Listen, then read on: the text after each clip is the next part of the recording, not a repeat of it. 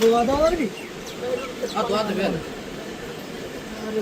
না এই গুলোটাই মনে হয় এই জায়গায়। আরে না হ্যাঁ আর এই যে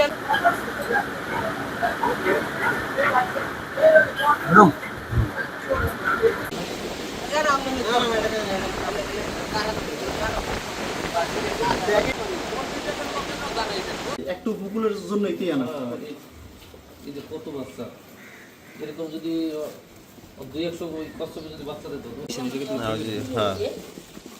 হ্যাঁ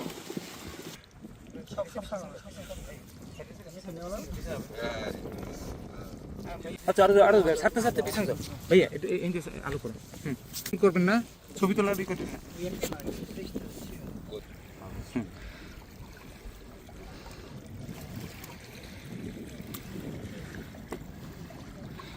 এই কচ্ছপগুলো সমুদ্র থেকে উঠে কুলে এসে জাস্ট ডিম পেড়ে চলে গেছে, কিন্তু তারপরে প্রায় 40 দিনের মতো লাগছে যে এই বাচ্চাগুলো ফুটাতে।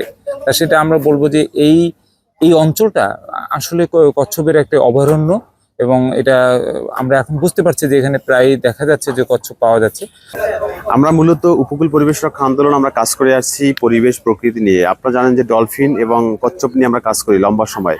এই উপকূলীয় এলাকাটা আমাদের এই কুয়াকাটা কলাপাড়াটা হলো ডিম পাড়া বা প্রজননের একটি ভালো জায়গা, সেটা প্রমাণ করলো আজকে যে আমরা 163টি বাচ্চা পেলাম। কারণ এই কচ্ছপটি গত 40 থেকে 60 দিন আগে নিরাপদ জায়গায় ডিম দিয়ে রেখে গেছে, এরপরে কিন্তু বাচ্চাটা ফুটেছেন।